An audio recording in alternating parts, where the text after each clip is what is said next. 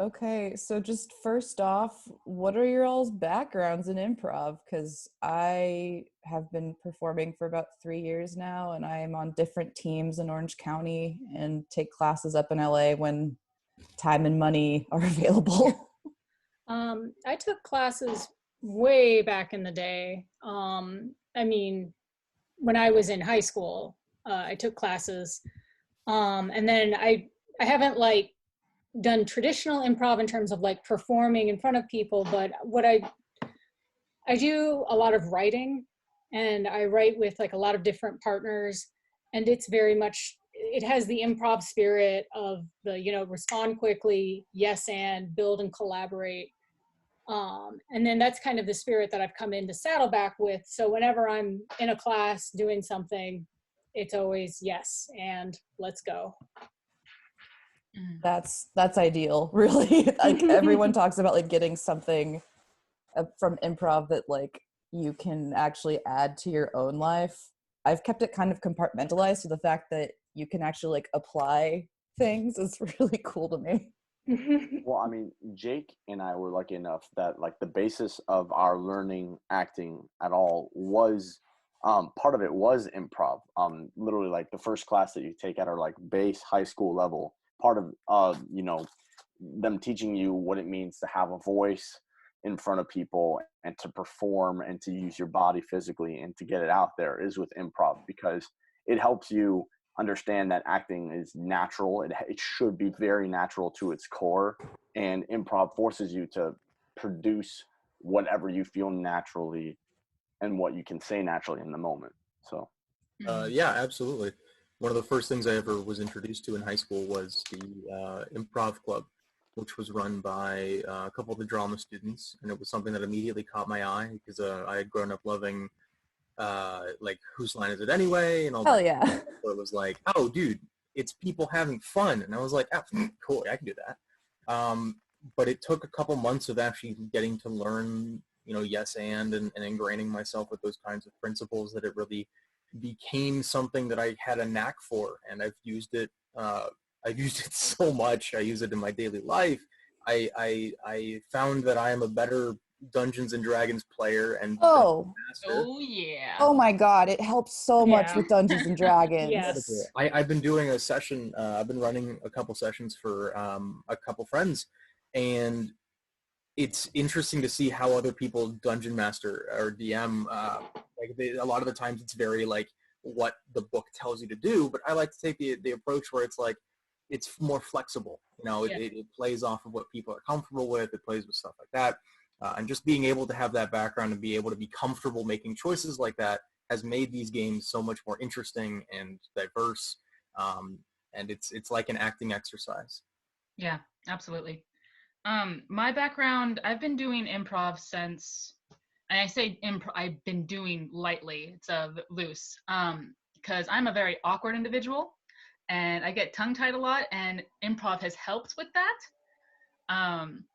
So like the concepts of yes and have been fantastic building blocks for me working with like the social anxiety and whatnot, which is funny because I'm an extrovert. So an extrovert with social anxiety, not really the best mix. But I've been doing it since roughly about 6 or 7 years now. And I've been to workshops, and I've done at like conventions. I have like Whose Line Is It Anime, where I get to be like the Foley specialist or whatever, like, give them prompts. That's So amazing. that's my background. Yeah, I mean, Were just a little more. Me and Oh Anthony no, go ahead. Sorry. we both did comedy sports in high school. yeah, that was I still have my T-shirts. yeah, same, yeah. I really wanted to do comedy sports. We didn't have it at my school. Oh man, it was such a cool experience. Yeah. Anthony he was a year ahead of me. When his class left, I was the captain of the team for a bit, and that was such a cool way to like be able to bring people into it. Because it really, like Kendra, like you were saying, for people with social anxiety, it's such a way to get them to open up and like be comfortable with themselves and be comfortable making choices. And it was a really great way to be able to actually see people who wouldn't normally like be that kind of person bring it out and make choices and do something interesting and really shine. And that's why I have found this love for it, because it allows people to it allows people to be who they want to be and like be comfortable making those kinds of choices. Mhm. It's also wonderful because it gives you the foundation that there's no right or wrong choice. There's a stronger and weaker choice. Yeah. Absolutely. And finding the rhythm of what those are. And Yeah. sometimes you're going to make a weaker choice, and if you have a good team with you, you'll be able to bounce back. Exactly. Oh, absolutely. Yeah. In my mind, I feel like rock climbing and improv, like they like within their own spheres of like sports and comedy, like they are the most supportive groups Yes. of Talk like more about rock climbing. I'll talk about that. but like it's a thing where like yeah, it's like not about squelching creativity. It's about encouraging it, but also letting you know, hey, like There's this is a boundaries. harder Yeah. choice, this is an easier choice. Like Mhm. it's really great. And Yeah. I don't know, just It helps also, like, I don't know, dig into the creative juices of, it doesn't always have to be, improv doesn't always have to be funny. Like Oh, yeah. long form improv, I love long form improv, just like really getting into the dramatic essence of it. Yeah. And Well, like you guys seeing know those about character arcs. nJacob Playhouse, by the way, Oh, in yeah, Lake Forest? I've heard of them. I haven't. Okay, so I do shows there sometimes and it's long form. It's like unscripted theater. So if you, like there's stuff like that even like nearby. It's mostly comedy, but like I mean it's comedy based, but it is like 90 minutes of unscripted theater. Yes. And Oh one of my the cool things goodness. that about like being in an improv club or being in comedy sports like Jacob and I were, it's that routine and it's forcing yourself to do improv and to keep that training up and that skill.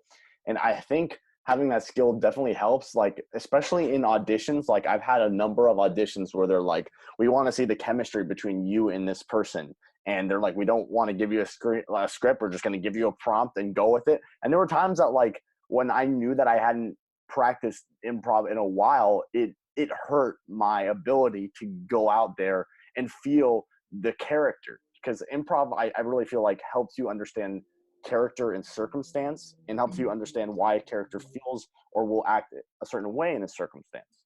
That's so interesting to me because Yeah. I did a lot of like method acting before I even got to improv. So for me, I was already kind of coming into improv with the idea of these are people, I'm embodying them, they are thinking like people. Whereas it sounds like it might be like the improv kind of did it was like the other way around for you, where like improv was like really knowing how to be in the moment and a person, and that informed your acting. Exactly. Yeah. Wow. I have a question for all of you in regards to like the whole class. So a lot of people don't have experience with improv. So how would you recommend people to get into it? Where would they go, especially now? Well, I guess not now because we can't. I mean, there are workshops online you can find. Like, there's a bunch of stuff in the improv community that's still going on about teaching you how to do improv on Zoom and stuff like that. But go ahead, Kendra. Yeah. Oh, if you weren't done, continue. Sorry. I was just gonna say, I know within the OC at least, there's a place in Costa Mesa where you can do. They have like, or they will probably, hopefully, still have drop-in classes. So it's like for a couple of hours, you pay like $10 just to kind of be taught by someone who knows what they're doing, and a bunch of people that like are at different skill levels, but it works for everyone. And then there's also classes that you can take in the OC that are like specifically like for 101, or like intro classes to improv that are just kind of like very basic, that I feel like anyone can do improv, and I've been shown that. I feel like people that I was like, oh, they're not very good initially, and then it was like, oh shit, they're really good now. Yeah, it's the people that don't think that they're good that once they build that confidence, like, and it's just by doing that it really like you really shine. And a lot of it is something that I've been recommending to friends is finding those workshops online, finding breakdowns of like games you can play. Like if you get like a Zoom chat of 5 or 6 people and just play. I'm struggling to think of one. New choice. Yeah, exactly, like New Choice or something. it's totally doable, and it's totally something that it's super accessible. And even like D&D, or even like role play like groups and stuff like that. It's a lot of those kinds of choices, and it's a lot of growth opportunities. And yeah, I mean, classes and workshops, but even just getting involved in like, D&D or role play groups, they help, someone new to it let go of like their, maybe insecurities or preconceived notions. I mean, I know when I started, I was very self-conscious, second guessing everything. And now it's just go, just go. Yeah. And groups like that, and that's what you can do like now, especially like social isolation being, going online, you can still find groups like that and get into it. There are, if you're looking for like more of an academic approach though, if you don't like know a lot of, because personally I don't know a lot of the playhouses around here. I'm a transplant. I'm from Riverside County. Oh, so, no, that's where I'm at right now. Hey! Hey! Riverside. Yeah, a lot of the places, I don't know a lot of the area still. I've been here for like almost 3 years. So I guess some key terms that you can look up to really get you into it. Like we said earlier, like long form. You can look up like big name improv groups like Second City, and really get to like read about them, see how they started, learn about how they go about things, and then from their websites see what they're offering, if they're offering anything at all right now. But yeah, just start Googling improv and see what pops up. That way you can read about it first and see if it interests you. Yeah, I know for a fact that if you want to know somewhere locally, I know Fullerton, they have improv nights. They have like something called Schmimprov, where like you can kind of audition to be a part of their group and whatnot. Almost like, no, I wouldn't say every, but a lot of any playhouses. Just if you look up like playhouses in Lake Forest, in Mission Viejo, in San Juan, you'll find one, and a lot of them have improv nights or hosting stuff. So yeah, there's a lot of opportunities, especially local with playhouses. And I know that like IVC tried to do an improv club. I know because I was a part of it. And, well, Saddleback used to have one too. I was the faculty sponsor for the improv club from 2006 to 2012. Whoa. Yeah. I know Golden West has nobody one. was interested and didn't want to do it. So yeah, get one off they met twice a week, and they did a show every month. Yeah, I used to go to those shows. They were great. How long ago was this? It was a long time ago. Long time ago. I had such a crush on one of the guys who was in it. Ugh, that's the only reason I went.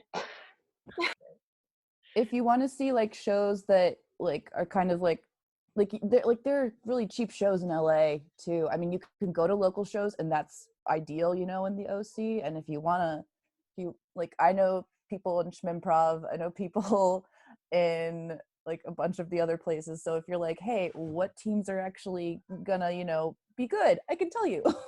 Or what, I don't know, what do they do? Like, because it's different. Like each team does a different form, and so you're going to get something different. And Schmimprov has a full bar, so it gets rowdy.